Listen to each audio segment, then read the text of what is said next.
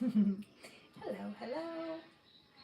Thank you so much for joining again today. I welcome you to week 2 of Aloha 24 April. As you know, this month is all about native Hawaiian plants, especially flowers and ferns. And today we're gonna tackle one of the most stunning native Hawaiian ferns. It's the hapu'u. Cute name, eh? I have prepared a kind of little bit stylized version of this fern because it's a bit tricky if you want to go into all the details. The hapu'u consists of what looks like a little snail spiral, and then it has beautiful, beautiful leaves. Or maybe those are even called fronds. I'm not sure. They're huge, huge, huge, huge. They can grow to the size of trees. So when you stand next to them, you can actually be completely covered with one of those hapu'u fern leaves. However, when you go close, you can see how intricate they are. Like really tiny, tiny little leaves that make up the big one. So I thought about doing a very intricate tutorial about it, but then that that's not really me. I really love the loose style. And so I tried out a few different things and finally decided we'll just do negative space painting technique today. So I tried it on different papers. I have to say I didn't try it on paper that's not cotton, so I didn't try it on regular watercolor paper, but I know that Tracy um, did try on different non-cotton papers like the Canson XL, etc., and she wasn't really happy with the result. She said the paint dried so fast that she couldn't create the blends, and the layers didn't work out that well either. So for today's tutorial, if you have cotton paper or any of the other natural fiber papers like bamboo and sugarcane, those would work best. Okay, so I have my iPad set up. I'm gonna start it in a second so I can see your comments. All right, let's turn around the camera and let's get started. So let's see, you know the drill. I have been so sorry. Are we still live? Oh my goodness. So the camera changed and all of a sudden it said, "Welcome to standby." I'm like, no. I don't want standby. I want live. Oh gosh. So what I was about to say is that I have been looking into streaming with two cameras so that I don't have to take my phone out of the holder and turn it around like this. But it seems like you actually need either a device, it's called a switcher, that you plug into your computer and then you plug it into all your different cameras. And I have just been starting my little research on how to maybe do it with some apps. And there seems to be a few companies that created apps that you can download on your phone and iPad and tablet, and then it might work. So it's a process. I'm working on it. Okay, and now my iPad, hold on, I'm gonna set up the iPad. Here we are. Okay. Oh, Sylvie, yes, the chainsaw neighbor is also there. Oh, is it bad? Can you hear it? I swear they started at 8:45. Just, just in time for the stream. Hi, Irina. Hi, Alina. Sabine. Linda. Yay, did my mom make it? I called her at 9 and she was like, yeah, I'll be there. Okay, so let me quickly explain to you what this negative space painting technique is all about. Because I think, well, first of all, I honestly don't really like the name of this technique. I mean, negative, I don't want anything negative in my watercolor painting. You know, for me, it's all positive. But the only thing they mean is that instead of painting the subject or the object that is the center of your painting. So let's say you wanna paint a flower. I think the general approach or the usual approach would be to just paint the flower itself, right?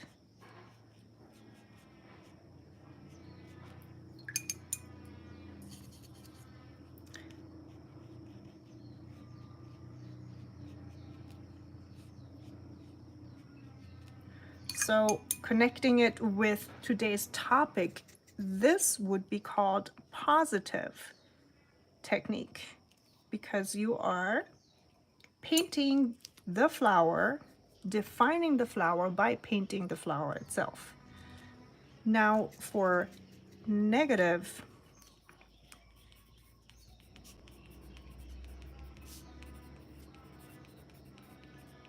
I just quickly wrote this down. For negative, you will define the flower not by painting the flower, but by painting around the flower. In this case, you paint the background around the flower.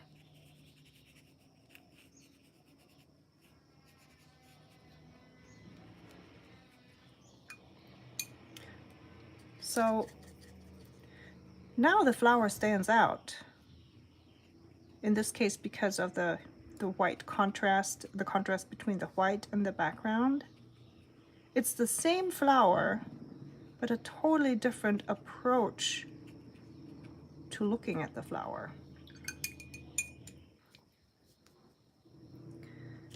My personal favorite about this technique is that you can play with different layers. This technique, I mean, you can take it to so many levels. Some reason. Please let me know if there are some technical things going on. I feel like my phone's acting up a little bit today.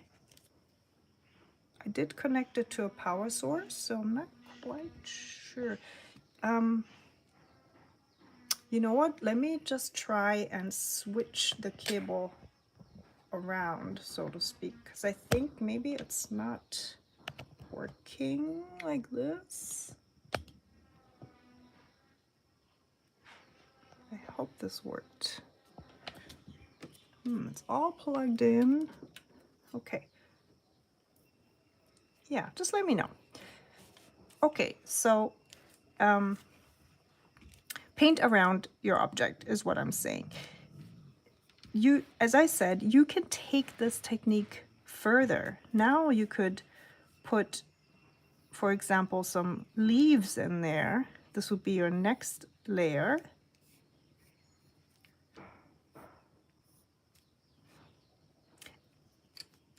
And then you would paint around the leaves. And the result would be that you have now 2 layers. The first one with the tulip in the center. And then the second one would be the leaves.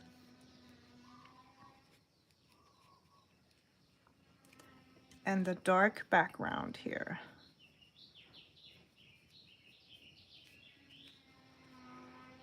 Next step, I could add more leaves, for example, paint the background again. So if you have a lot of space And you can just do this, you can do this technique with 5, 6, 7 layers. You just have to plan it out really well. I mean, at some point you will either run out of space or you'll just lose track of all the layers. So I'm only going in here with colored pencil now, because if I add watercolor at this point, it'll just all blend like crazy. So this is really just a tiny demonstration for you guys to understand the concept of negative space painting.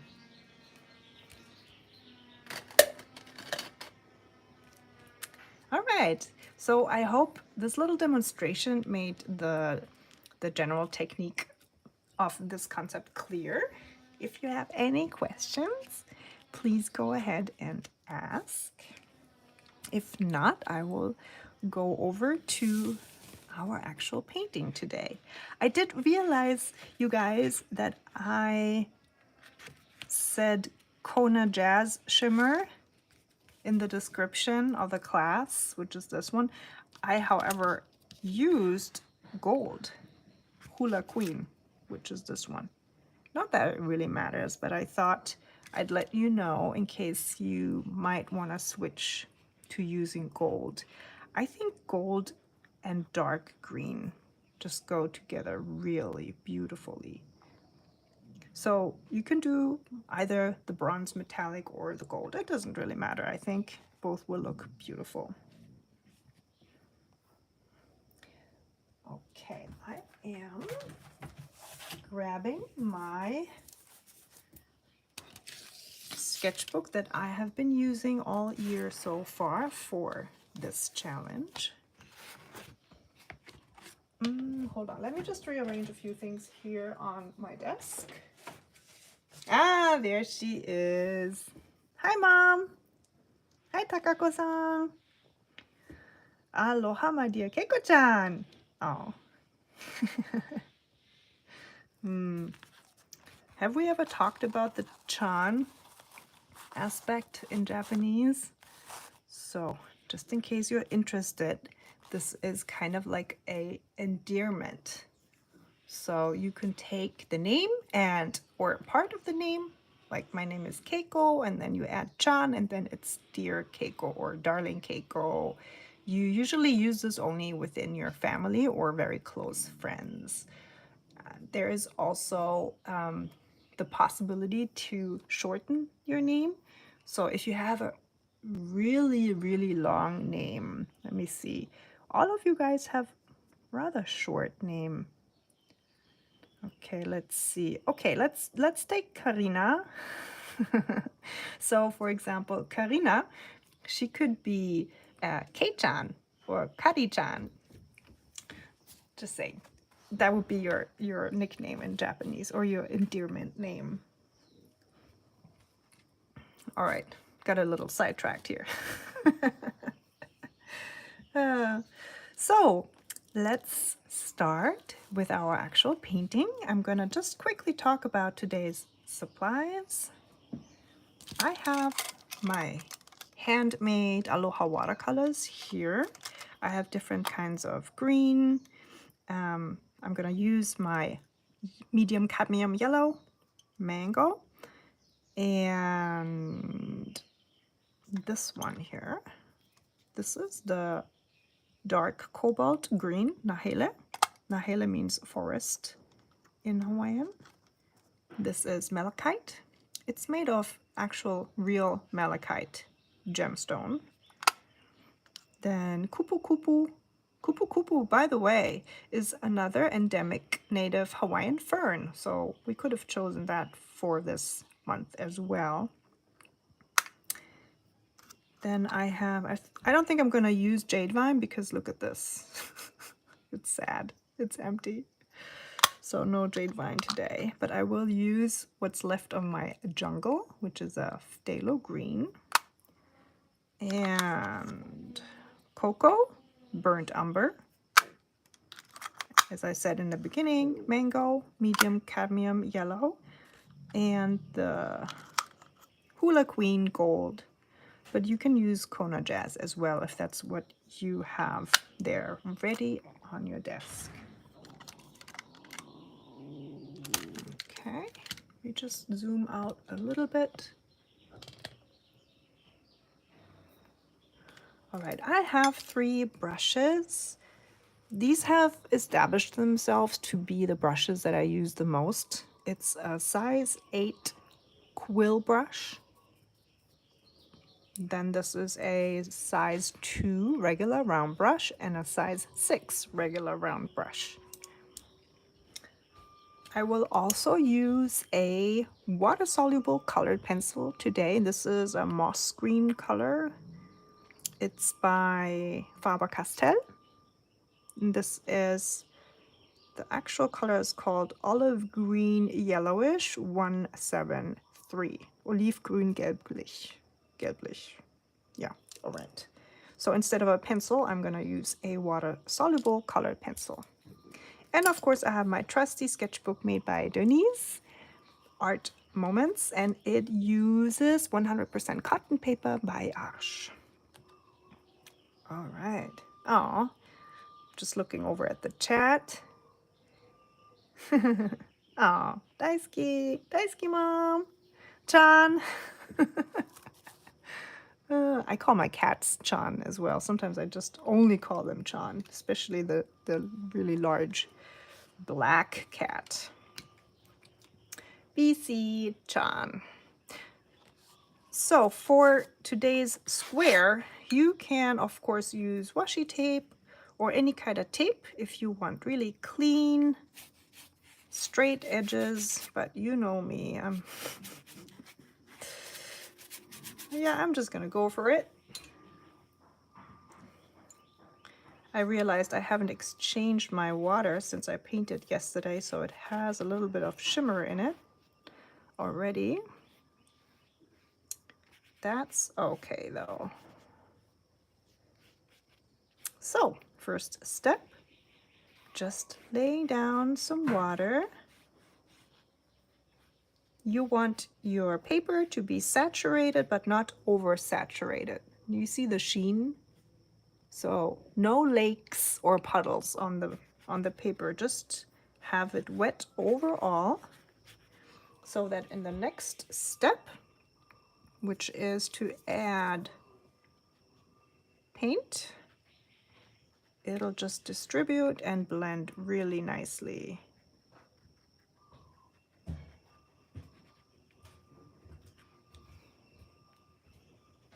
I just rinsed my brush so I can pick up the next color, which is the Kupukupu lime green. And I'm going in from the other side. Hi guys, I'm sorry. I think the charging cable of my phone is not working, so just sorry about this. I'm gonna go get another cable, and you guys can go and dry your watercolor there while I go get the new cable. Okay, so,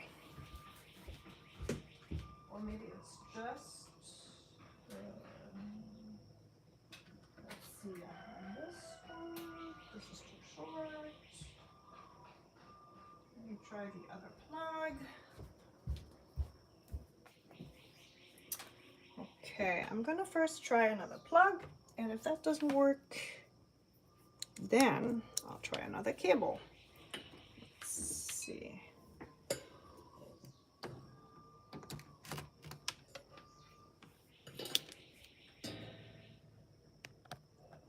Live now. Yeah, I'm still live. Yeah, I think it's the cable. The cable is broken. Okay, you guys, let me get another cable.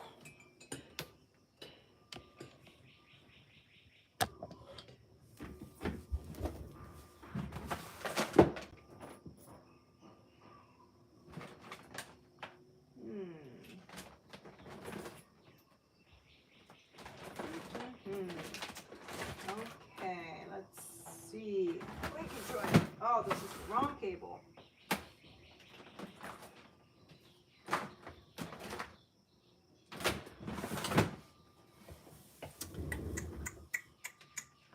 Sorry about that, you guys. Just trying to locate another charging cable. I got one in the truck. Let me go grab. No, that's fine, James. I'll find one. I have so many.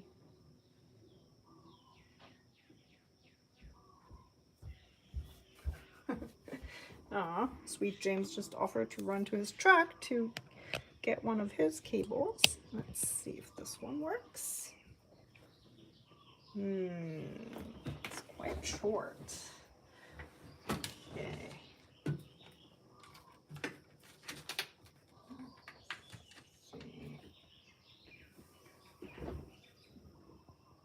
Well, hopefully this works. Okay. All right. Gonna be right back after I dry my layer.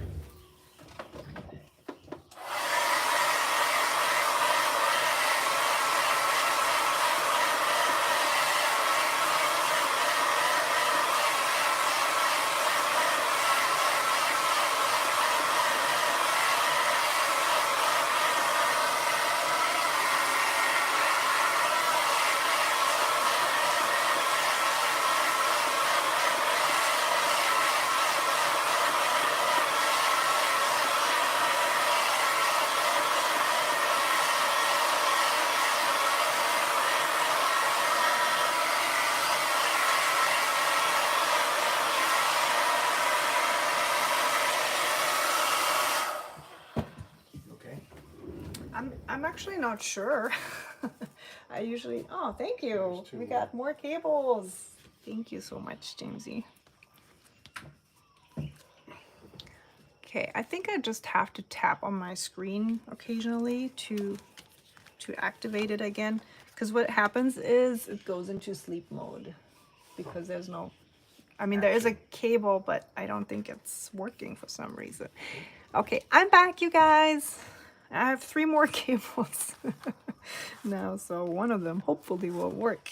Okay, my base layer is dry, and now is the time for the colored pencil, the water-soluble colored pencil. So we're gonna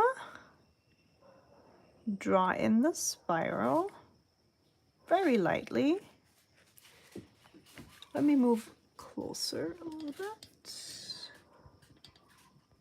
All right. So this is the outside of my spiral here.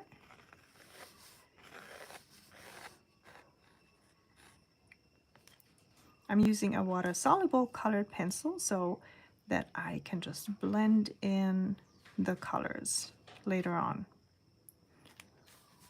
Okay, and then, hold on. This is actually not enough of a spiral. Let's continue it a little bit more, like this. So you kind of want to do a little snail shell. And then just draw a second line parallel to your first line. I often even don't draw a line that goes through like this. Just kind of dot my way down. This is just a little help for me so I know later where exactly to paint around. And next we'll do the fern leaves, or I should maybe say the area where we'll put the fern leaves later.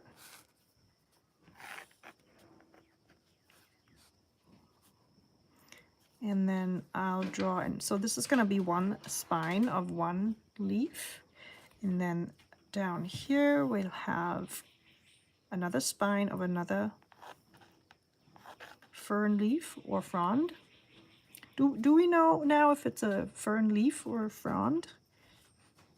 I mean, looking at hapu'u and how large they are, I think they're actually called tree fern because they grow to the size of trees. So maybe I could call it a fern leaf frond. All of it. Amy! Amy-chan! Yay!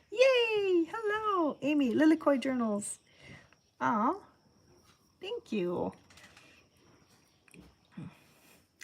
We had the wonderful opportunity to meet in Honolulu last week. That was fabulous.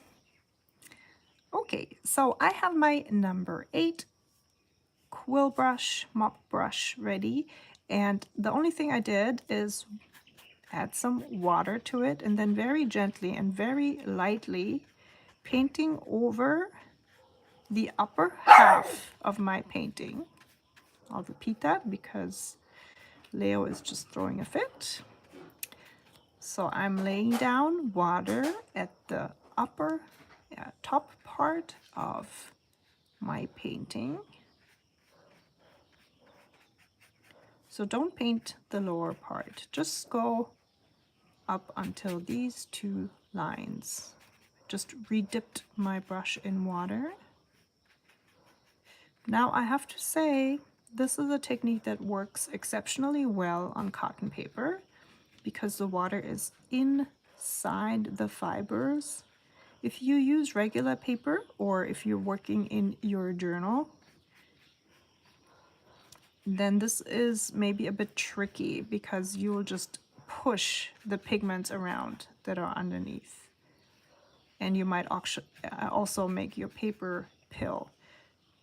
So I would very, very gently wet your paper or not wet it at all. You can also really go in directly with your new paint layer. So this would be the best and the easiest method, but if you use other paper, then don't re-wet your background layer. Just make a puddle, nice puddle of some burnt umber with lots of water and just create your second layer.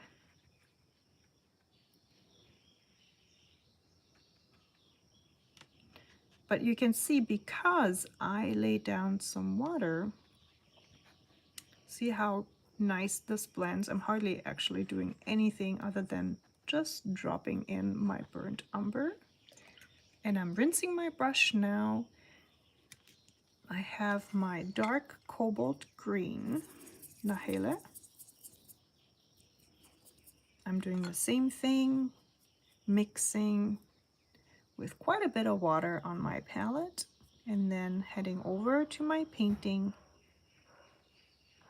to drop in the paint. So here around the spiral, you want to drop in more of your dark color.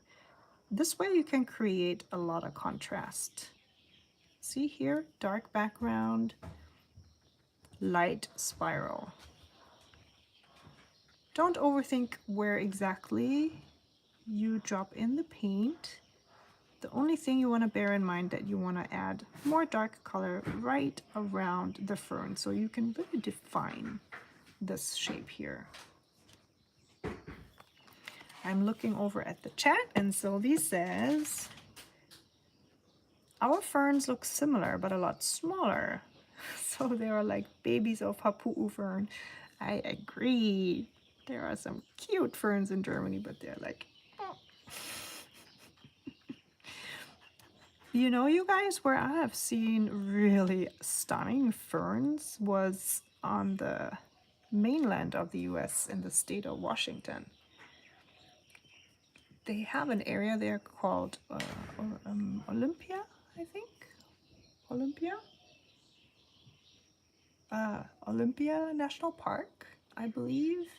If somebody of you knows, you can just drop the name in the comments, please.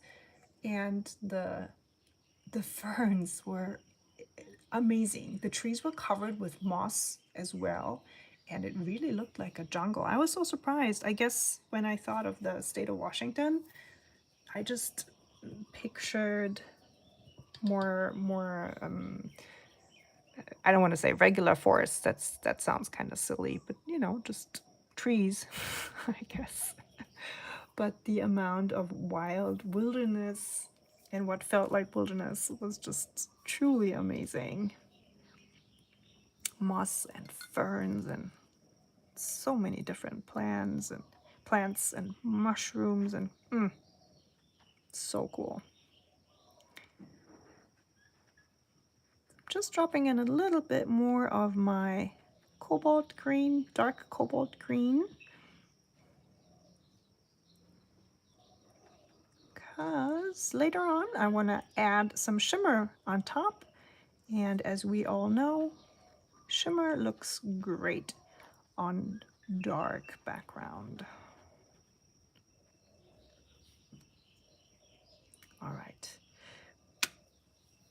In your background, you can simulate the shape of your fern too. See how I created another round shape here in my background to complement the round shape of the spiral.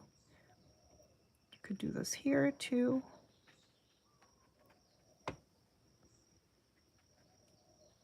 Just an idea. This is something you can use for all of your background paintings when they're pretty abstract. You can still work with shapes to complement the subject that you are painting.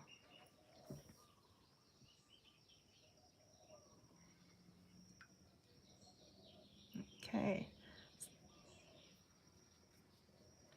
So Sylvie is asking over in the chat, Olympic Park.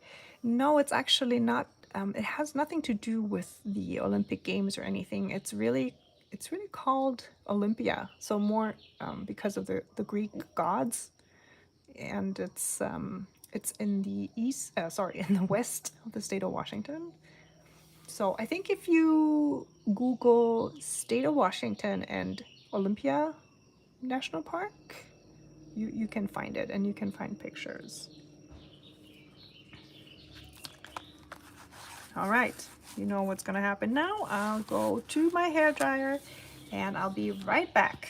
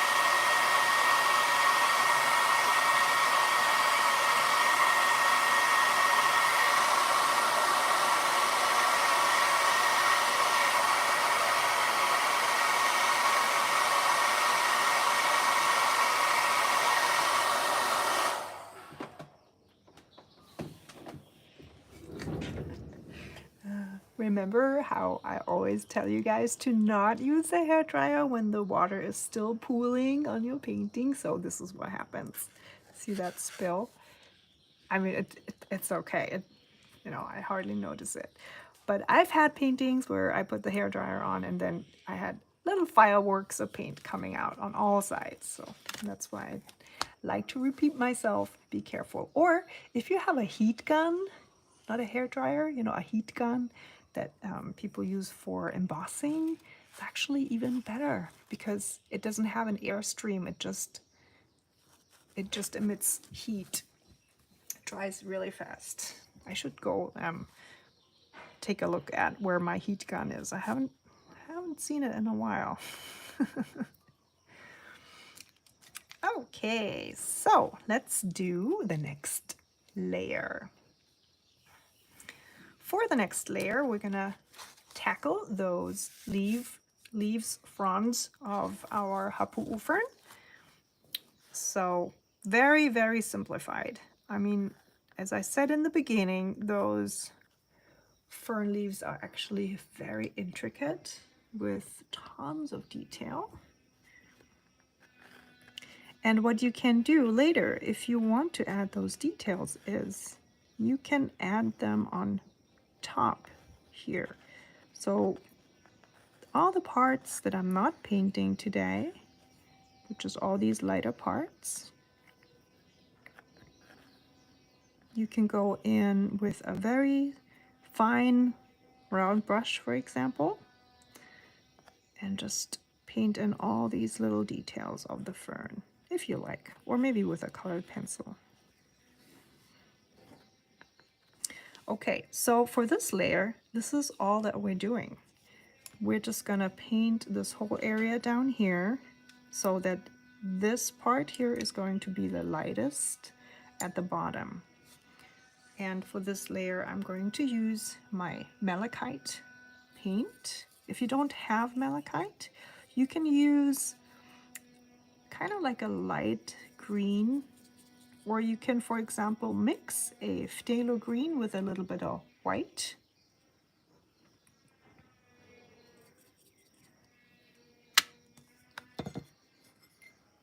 Grabbing my palette again.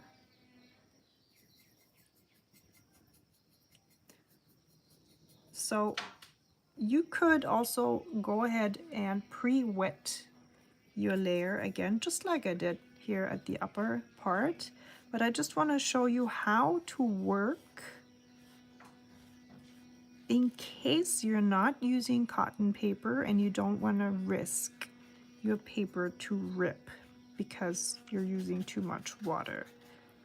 So see how I'm using a pretty watery mix, but I didn't pre-wet my layer. Make sure you're also painting around the stem of the fern spiral. So we are painting around leaf number 1 and our fern spiral. This is a very light green color. So if it's a bit too light, just add a bit more paint, add a bit more pigment.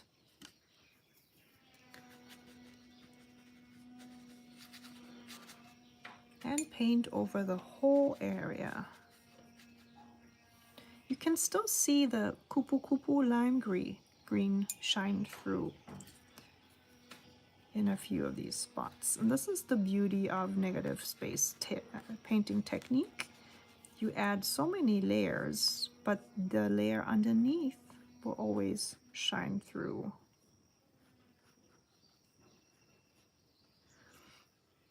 I personally don't mind seeing the outline of my colored pencil. If you do, you can smoothen out the lines by just painting over the line repeatedly and mixing it with your watercolor. Again, if you're not using sturdy watercolor paper, just be careful because too much rubbing on regular paper is gonna make it rip.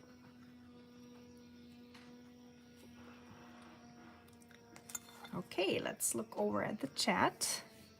Sylvie says, I think she Googled the Olympic Peninsula in the Northwest.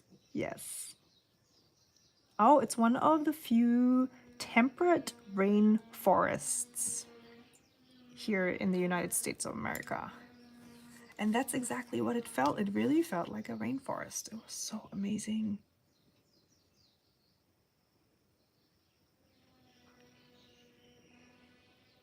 Yeah, I mean, wow, I want to go back there.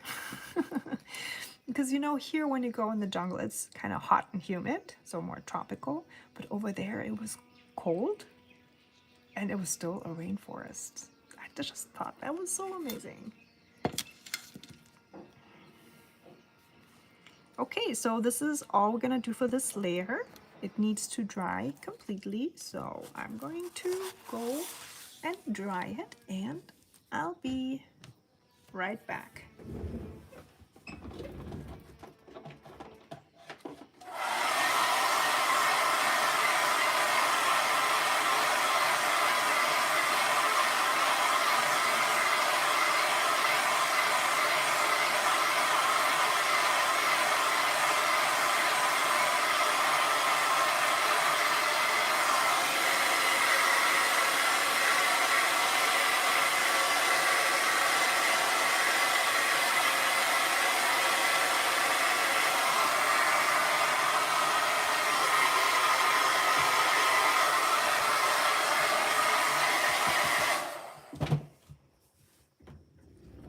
should be enough.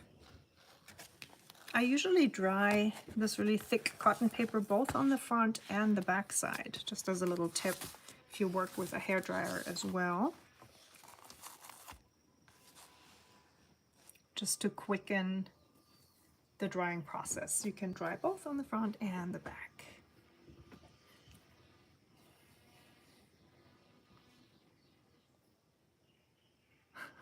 Sylvie says she knows somebody who comes from Mount Rainier. Oh yeah, in Spokane. This is actually where my husband is from. He grew up there in Spokane.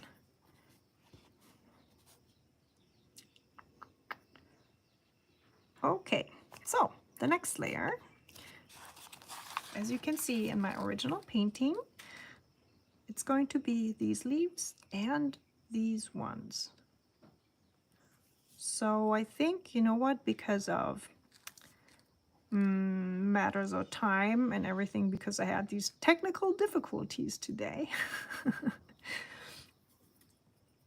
we're gonna do this as well in this layer. So 1, 2, and 3, and I'll show you how to drop in different paints to create different areas of color. So a bit more cobalt blue, dark green here, excuse me, and then a bit more of the malachite and jungle over on this side.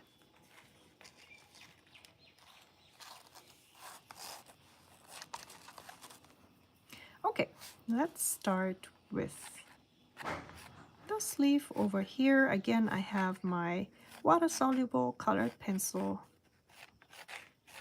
and doing a zigzag line that is not too geometrical. That's not the word I'm looking for. I'm just kind of saying that none of the leaves is looking the same. I try to get a little bit of a variety going in here. We'll do another one down here.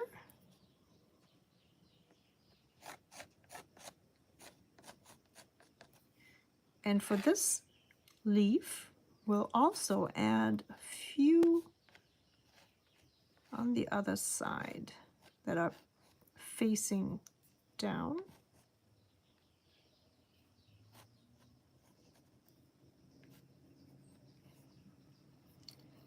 And then last but not least, we have the one over here.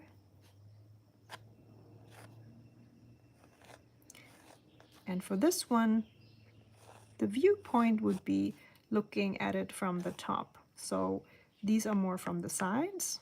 This one's from the top. So we will see the leaves come off the center vein like this. Can add some curly ends here.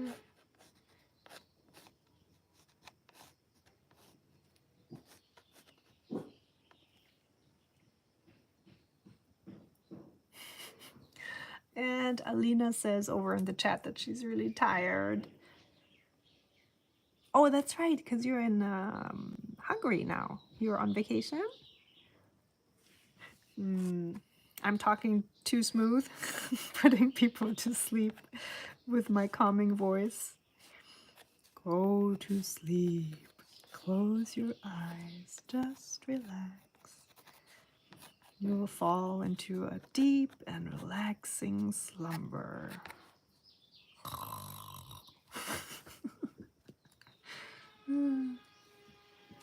Much love. Much love, Ali-chan. Oyasumi. Good night. Gute Nacht. Thank you, Gail. All right. So we have all the drawings for our palm leaves. And on this side, I'm going to add some malachite and jungle. So let's grab our two colors here. And the ceramic mixing palette, dipping my brush in some water and really getting the last remnants of my phthalo green. This is a very strong and very tinting color, so you actually don't need a lot of it. Whereas for the malachite, it's kind of like the opposite because it's a natural stone. It does not have the same tinting strength as the phthalo green, which is a synthetic pigment. So big difference there. As you can see, the mix I created here is less watery than the other ones. And with my size 6 round brush, I'm painting over the same background I already did in the last layer. And see how it makes the first not palm leaf. How often have I said palm now? The first fern leaf stand out very nicely. Nice contrast. And then we have our new leaf down here. And paint the space in between each single part of the leaf.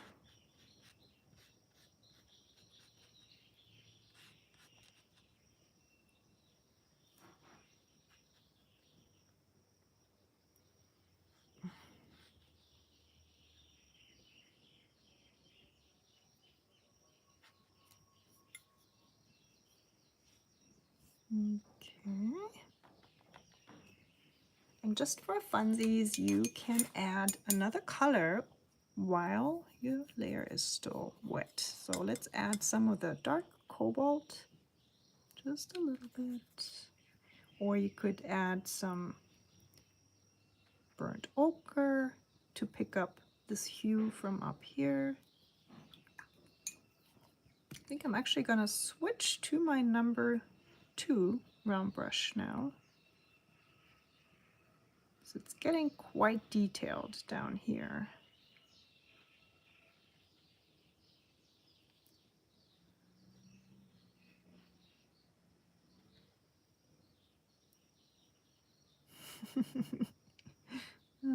Good night, Alina. Hey, don't fall asleep, everybody else. I'm still painting here.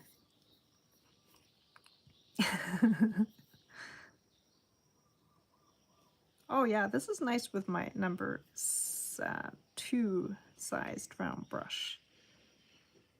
So forget what I said about the number 6 here. I think the number 2 is way better, because then you can really get those fine details here.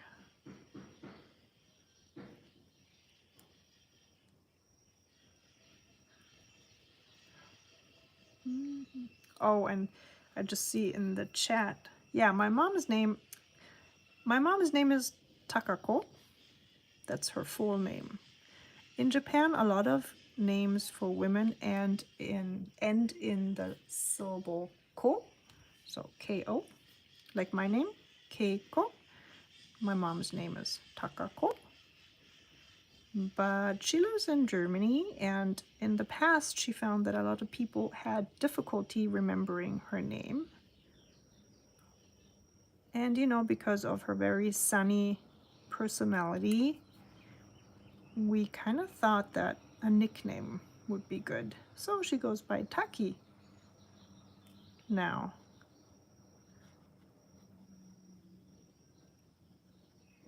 So all our friends call my mom Taki. Here we go. We have fern leaf number 1 from the first layer, and then fern leaf number 2 from this layer.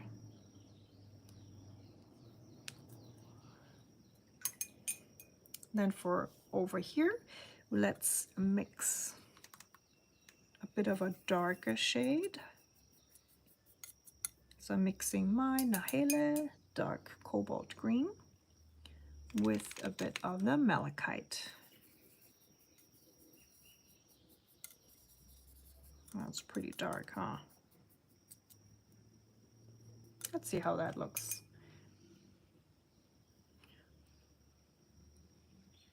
I just rinsed my brush again, and I'm laying down some water first.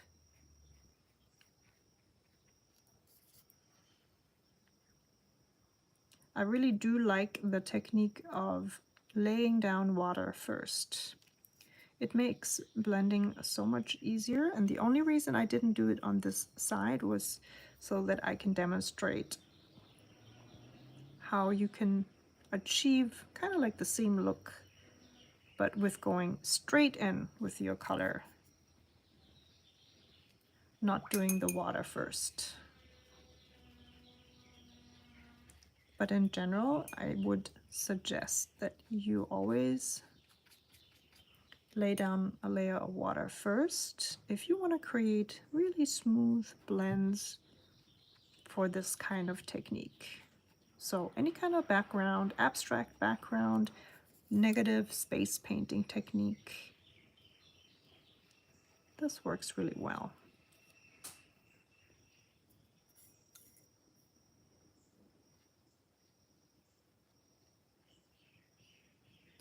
And I think another advantage of laying down water first is that you can define your edges. As you know, watercolor will only go as far as the water takes it. Therefore, if you lay down a layer of water first, you already define the borders of where your watercolor paint will go later.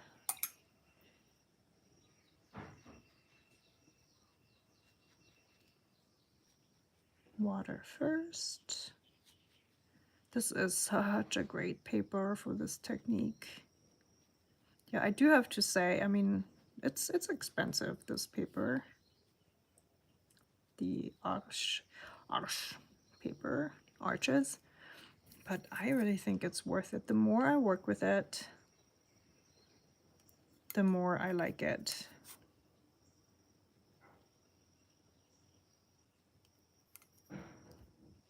This cold press paper has quite of a rough texture, so that might be the only thing that maybe not everybody likes.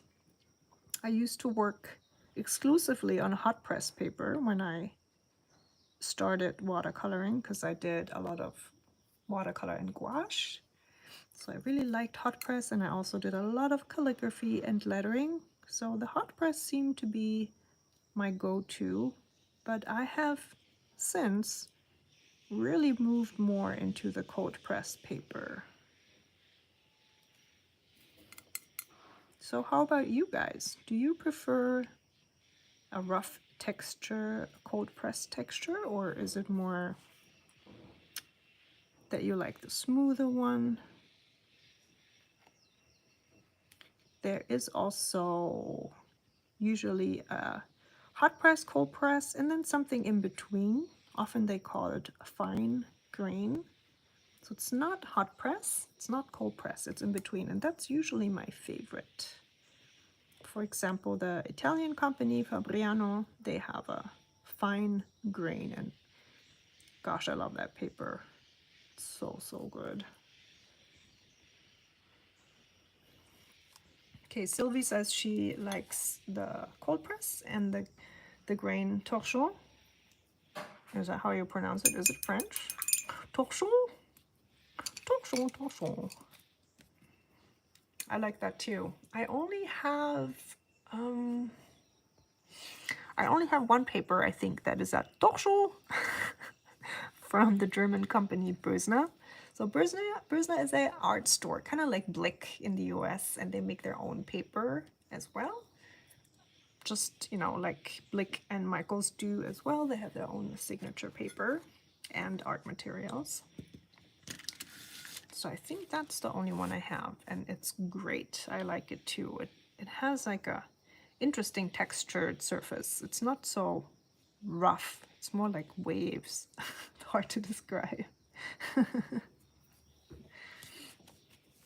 Here we go. This is all the layers we're going to do today. As you can see, because I dropped in some dark cobalt green and some spots, I actually created the effect of more depth in some of the areas. Whereas, for example, here, it looks at it as it's more in the front. This goes in deeper into the jungle. You can emphasize this effect by dropping in even more of your dark color. Let's use some of the burnt umber as well. So I think this is really a matter of taste and how much contrast you like. It probably looks more natural if you have a little less contrast, maybe. I'm not sure. What would you say? Do you like the stark contrast, or do you like it a little more subtle for this technique? I have to say I love the contrast.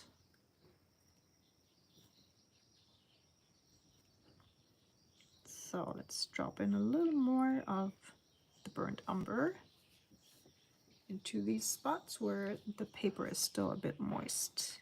You can see the sheen here on this side.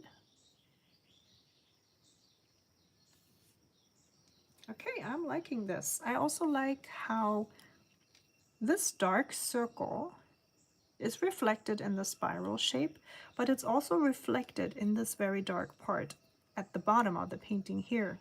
So you have a dark spot here in the spiral, and a dark spot down here.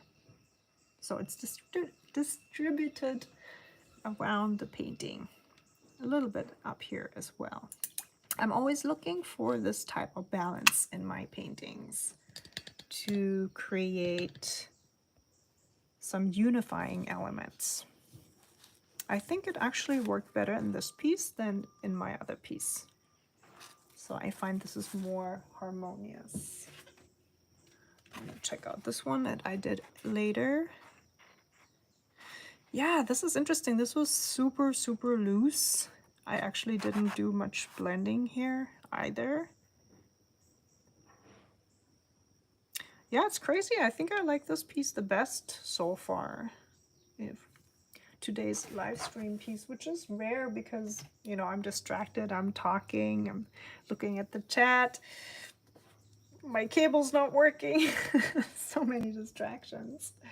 But yeah, I'm quite happy with how this turned out today. So what are you guys saying? Keiko-chan! Sylvie says, Keiko-chan, I will use Kona Jazz for the fern swirl and golden cactus, ooh, for the leaves. That's a beautiful idea. I don't have golden cactus here in my palette today. It is a kind of like a mossy green shimmer with gold. It's a duochrome, which means it has two colors in one shimmer. It's actually one of my top favorite shimmers of my own Aloha watercolors. But I will use Hula Queen, just kind of like a yellowish gold, to add the details. Now I am of course aware that this layer is still wet down here, which means that I have to be careful not to paint over that layer. So I'm just going to add a few dots up here where the layer is already dry, holding the brush upright. I am outlining my spiral, and as you can see, I'm lifting up the brush. I'm not drawing the whole line in one go. It really doesn't make sense for a fern or any kind of natural plant. I think personally, I would always rather go more for a dotted line with different types of strokes, so thinner, thicker. I think it looks more organic.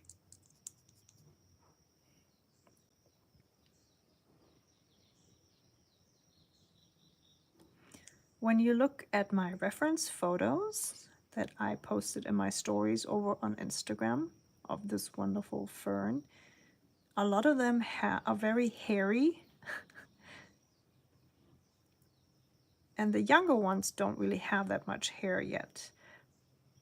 But you can emulate this hair feeling a little bit by just dropping in some dots, just to make it look a little bit fuzzy without totally overdoing it.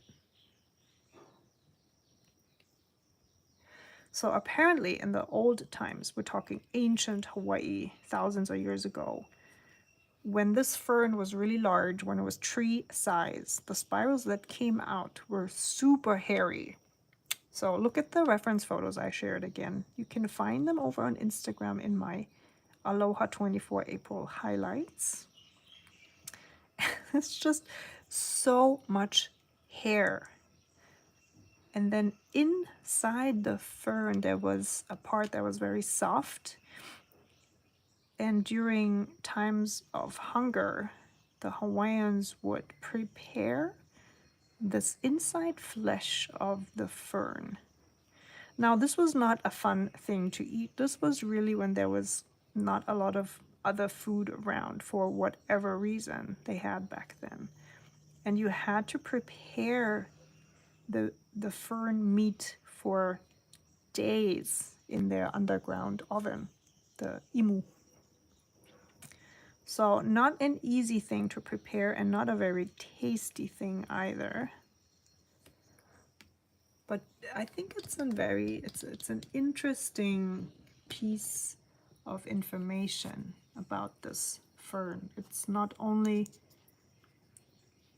what makes a lot of the jungle here look extremely wild. I saw somewhere it's described as making a lot of the jungles in Hawaii look like Jurassic Park. But it really also was very important to the survival of the Hawaiian people in the past.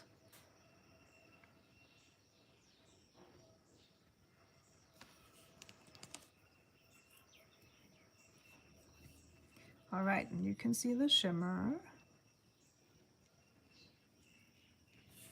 I have to say I don't usually use a lot of shimmer in my own paintings. I tend to use it more as a highlighter or to create stars, just some little accents. Or something like this here to emphasize the shape. So most of the painting is with matte regular watercolors, and then just to have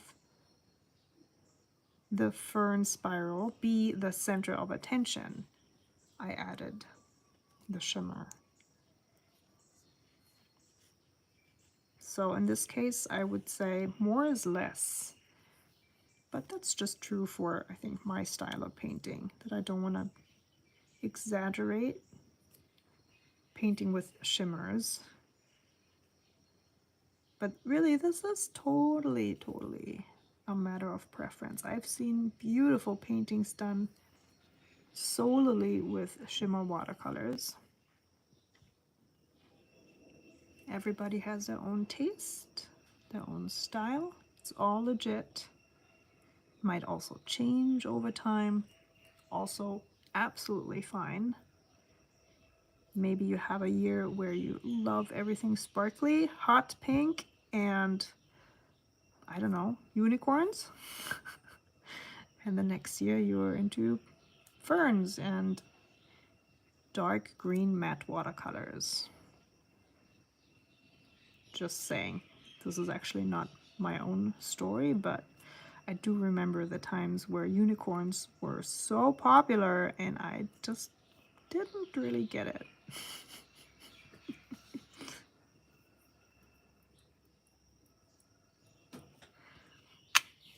Thank you, Mom.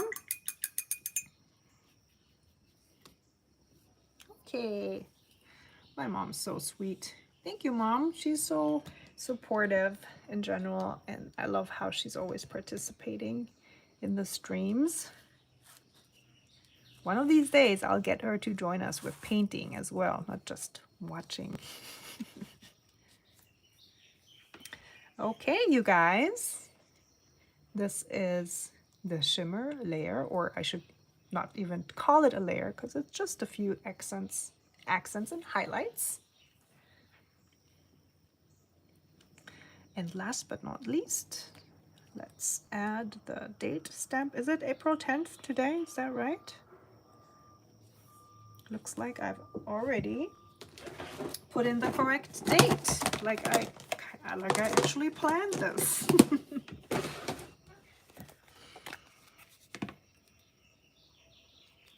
You know what happens a lot to me though is that I put it down upside down, which is funny.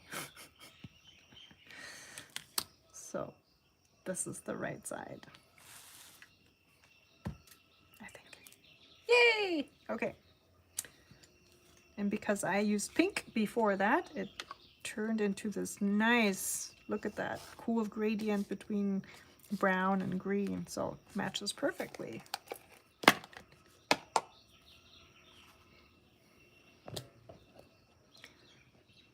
All right, so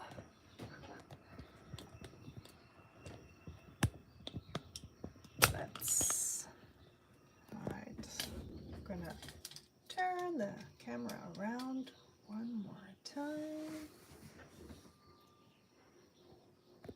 Hello, hello. Ooh, that cable is so short. Okay, I'm gonna hold the phone because the cable's not long enough. Thank you so much, everybody, for joining me today. For next week, I'm not entirely sure if I will be able to do a live stream. If I do it, it's going to be on Tuesday, the 10th. Not the 10th. Hold on. The 16th of April for the next week. It's I think Willy Willy, that very, very, very cool orange flowering tree. But as I said, I'm not entirely sure if I'm going to be able to make it because it's very busy next week. The week after, I will have a live stream with Tanya, Miss Nice Day. However, it's going to be in German and over on her channel. But for those of you who would like to join that stream, it's on the 25th of April, Thursday. As always, thank you so much for joining.